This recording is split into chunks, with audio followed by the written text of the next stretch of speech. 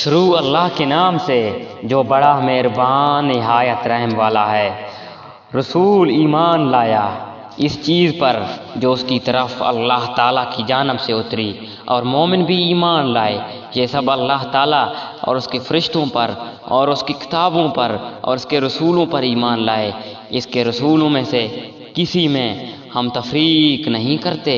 انہوں نے کہہ دیا کہ ہم نے سنا اور اطاعت کی، ہم تیری بخشش طلب کرتے ہیں اے ہمارے رب، اور ہمیں تیری ہی طرف لوٹنا ہے۔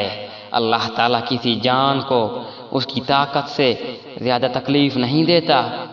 جو نیکی وہ کرے وہ اس کے لیے، اور جو برائی وہ کرے وہ اس پر ہے۔